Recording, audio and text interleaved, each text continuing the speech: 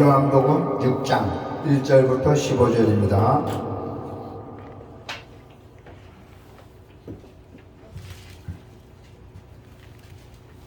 요한복음 6장의 1절부터 15절. 자, 다 같이. 그 후에 예수께서 디베랴의 갈릴리 바다 건너편으로 가시매 큰 무리가 따르니 이는 병자들에게 행하시는 표적을 보았음이로라.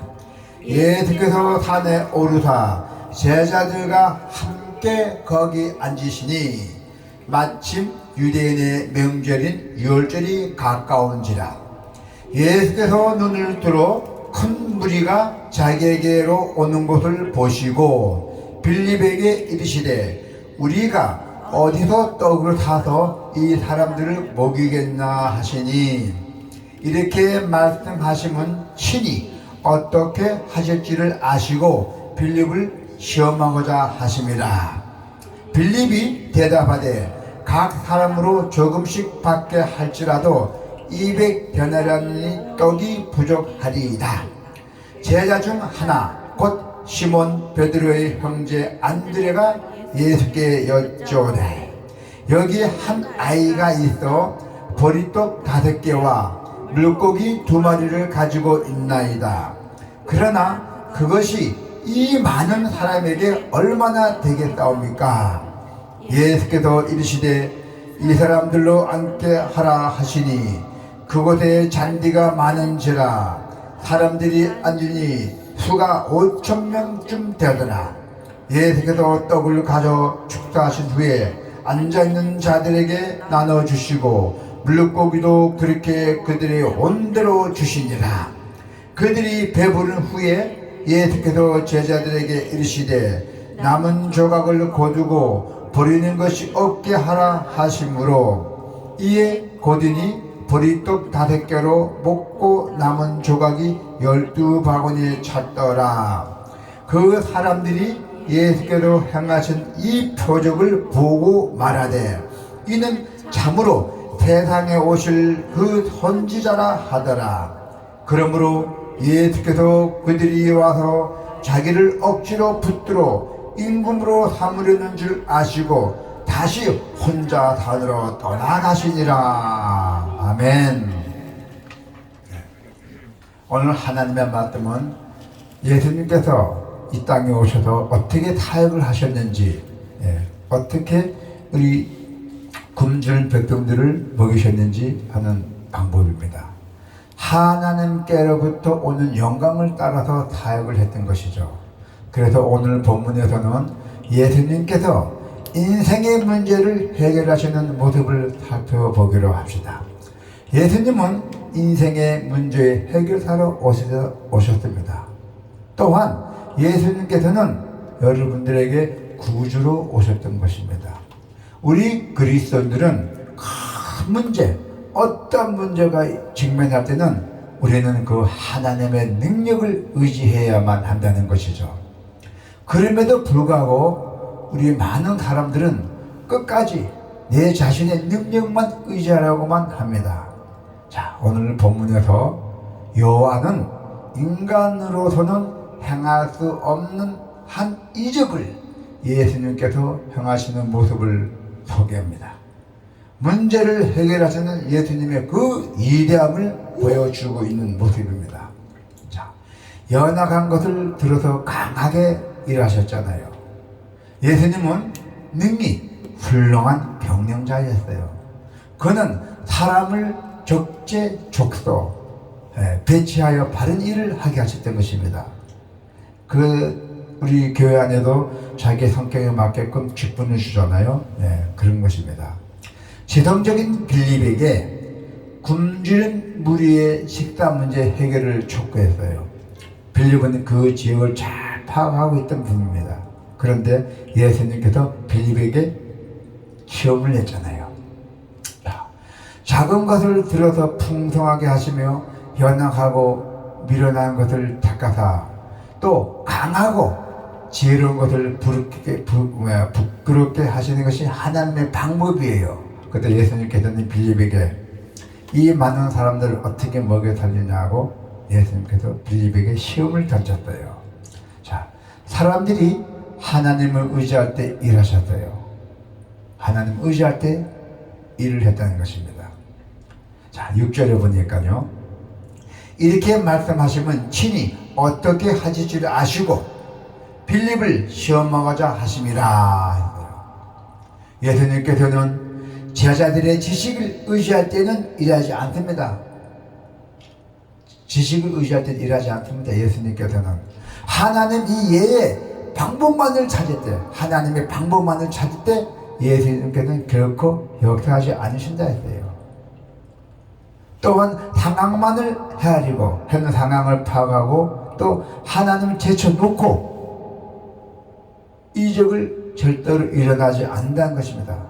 예수님께서는 절대로 나를 외면하고는 절대로 베풀 수 없다는 것이죠.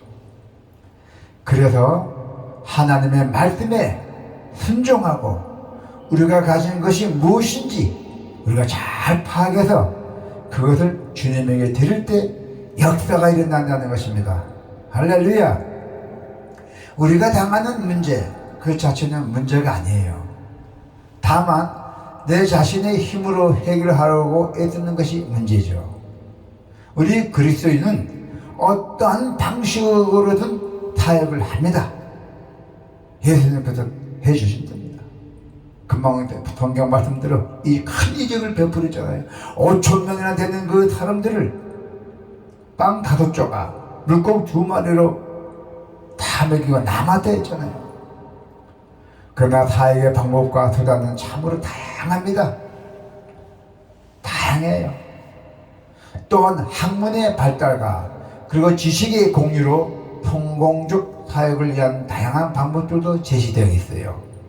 아주 다양한 방면으로 사역을 한다는 것이죠.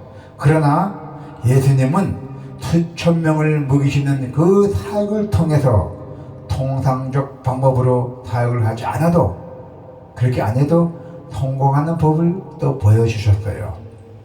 자, 돈이 아니고 사역의 근원이 문제이기 때문에, 물론 우리가 세상에 살아 돈이 필요해요. 예, 사역하려면은. 그러나 예수님은 또 특별하게 했어요. 예수님은 큰 무리죠. 예, 많은 사람들입니다. 예수님께서 오는 것도 봤어요.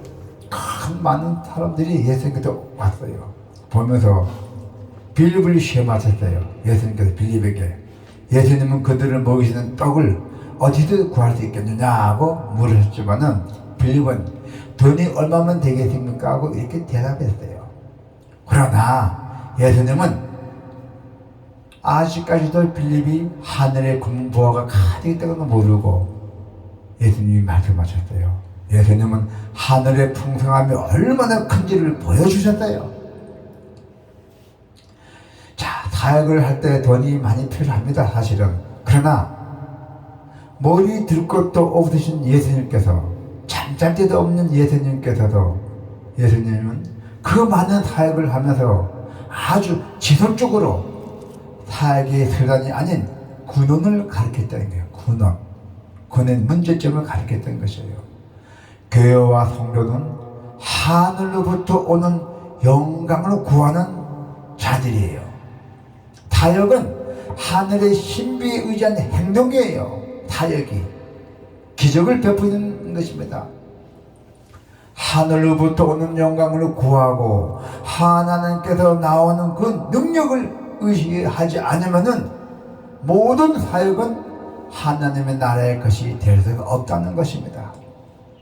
하늘의 신비는 이 땅의 자원과는 비교할 수 없을 만큼 아주 무궁무진하고 풍부하고 우리 인간의 상상할 수 없이 뛰어넘어 있다는 것입니다. 하나님의 자원이 하늘에 있는 것이, 하늘로부터 오는 영광과 수단을 찾지 않으면은 교회와 성도는 진정한 하나님 나라를 이룰 수가 없다는 것이에요. 그래서 하나님이 공급하지 않으시면은 멈추어서서 하나님께서 열어주시는 사역을 기다려야 한다는 것입니다. 그냥 기다리는 것이 아니라 기도로 하나님과 교신하면서 기다려야 한다는 것입니다. 자, 1인 지도자가 아닙니다. 모두가 함께하는 사역이에요. 여러분이나 저나 함께 해야 돼요. 사람들은 하늘에서 주신 떡을 먹고 이 세상에 예수님이 오실 그 선지자라고 칭찬했어요. 과연 예수님께서 이 세상에 오신 선지자라고 5,000명이라는 사람을 떡 5개, 물고기 2마리로 5,000명을 먹였더니 얼마나 대단한 겁니까? 그 시대는 오랜 시간이 이런 지도자를 기다렸어요. 먹을 것도 주는 사람을 기다렸어요. 그 당시에 먹을 것이 아쉽게 있잖아요. 그래서 비전을 제시하고 앞에서 이끌어줄 지도자는 아주 중요하다는 것입니다. 우리 사회에서도 그렇잖아요. 지도자가 중요하잖아요. 그 지도자를 위해서 나라가 망하고 나라가 부강하고 그렇잖아요. 그러나 우리 그리스도인은 공동체에서 1위는 반드시 필요한 역할이 아닙니다. 공동체에서 혼자는 아닙니다. 우리 성도 여러분은 모두가 말씀을 전문가가 돼요. 하나님의 말씀을 전할 수 있는 전문가가 되어야 한다는 것입니다. 여러분이 하나님의 말씀에 대하여 아주 진정한 전문가가 되어야지 한다는 것이에요. 목사만 가장 이단 신앙인이 아닙니다. 여러분과 같이 움직여야 돼요. 그것이 바로 공동체예요. 성도 여러분께서는 모두가 가장 위대한 신앙인 그리고 그리스도인이 되어야 한다는 것입니다. 할렐루야. 그리고 교회는 모두가 함께하는 것이에요. 함께 일하고 함께 결정해야 된다는 것이죠. 모두가 한 몸에 지체해 드리기 때문에 함께 공동체를 이루어야 한다는 것입니다. 그래서 때로는 이렇게 모여서 의사결정에 시간이 많이 걸리기도 하잖아요. 서로 의견이 틀리기 때문에 또 일하는 속도가 빠른 사람은 답답하게도 느껴지죠. 그러나 우리의 일의 속도와 또 그 화려한 결과보다도 유기적 공동체가 되는 것이 더 중요해요. 서로 의견을 통해서 또 서로 안 맞으면은 투표를 해서 또 이렇게 하는 것이 더 중요하다는 것입니다. 높은 자리가 아닙니다. 저희도 높은 자리 아니고 예수님도 높은 자리 다 싫어합니다. 하나님 앞에 서 있는 우리 그리스도인은 예수님을 왕으로 세우려고 했어요. 그 당시에 5,000명이라는 그 많은 사람들이 예수가 나타날 때가 이분을 왕으로 추대한다고. 왕으로 추대하면 그 제자들이 자기도 한 자리에 앉으려고 그랬던 마음 먹었던 제자들이 있었어요. 인간적 눈으로는 그렇게 많은 사람들이 따르고 영향력을 미치면 내가 왕이 되는 것이 정상이죠. 그러나 예수님은 그들을 다 버려두고 다시 혼자 산으로 조용하게 떠나갔어요. 우리 기독교는 산의 종교예요. 산에서 기도하고 산에서 받고 그렇습니다. 산의 기독교 종교입니다. 그래서 예수님의 목표는 높은 자리가 아니었어요. 예수님은 제자들에게 그들이 있어야 할 자리가 하나님 앞이라는 것을 몸소 보여주셨대요. 너희들 있는 자리는 내가 왕을 취해도 너희들 뭐 국무총리 자리나 뭐 제사장 자리나 그런 자리가 아니라 하나님이 앞이라는 것을 다시 한번 보여주셨던 것입니다. 높은 자리를 추구했던 제자들은 예수님의 부활을 경험했잖아요. 죽어서 다시 부활하잖아요. 죽음까지 낮아지는 사역을 이어갔잖아요. 그러나 그 중에서 가룟 유다는 예수님이 십자가에 죽을 것이라는 이야기를 들었잖아요. 그 로마 병정들 사람들인데 죽으니까 많이 실망했죠. 이제는 어떡하나. 예수 죽게 되었더니 내가 예수님을 어디 있는 곳을 알려주면은 로마 국가에서 나한테 상금을 줍니다. 그래서 가룟 유다가 예수님이 어딘지 가르쳐주고 그랬어요. 결국 예수님을 팔아먹었죠. 가룟 유다가 높은 자리로 올라가고 명성을 드높이기 위해서 또 인정받기 위해서 타협하는 것이 아닙니다. 절대로 나서는 것이 아닙니다.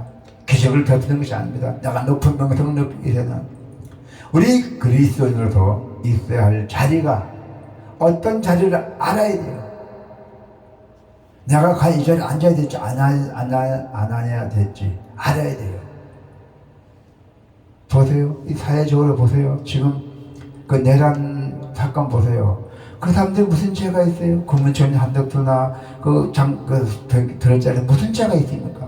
그 사람들이 결국 자기가 앉을 자리에 못할 자리에 앉은 바람에 그런 일이 됐잖아요. 그걸 TV 보니까 그 한덕수 국무총리도 참 점잖은 분인데도 그분이 증력을 그렇게 많이 받으니까 마음이 아프더라고. 눈물이 서글하더라고요. 아, 이게 하나님의 운명이구나. 그 한덕수가 예수를 잘 믿었다면은 난 이 자리에 안 앉았을 것이요. 난 그 자리에 떠났을 것입니다. 회의 도중에 참석하지 않아야 될 것 같아요. 회의에 참석만 안 해도 관계없잖아요. 네. 그래서 자리가 내가 과연 이 자리가 앉을 줄 알는지 안 할 줄 알는지 잘 파악하셔야 돼요. 네. 자, 그래서 예수님은 하늘에서 온 양식으로 많은 사람을 먹였잖아요. 하나님 나라가 얼마나 풍성하고 무궁무진한 그 자원을 가지고 있는지를 보여주셨어요. 기적을 베풀어서 보여줬던 것입니다. 우리가 이런 영광을 가르쳐 주신 이유는 세상의 방법이 아닙니다. 하나님께로부터 오는 그 영광을 우리가 사모해서 하늘나라를 이 땅에 이르기를 바라셨기 때문입니다. 모든 백성들은 하나님 믿기를 원했던 것입니다. 자, 우리 성도 여러분, 우리는 하늘나라에 있는 그 고문 보아는 여러분들 것이에요. 얼마든지 우리가 공급받을 수 있기를 축복합니다.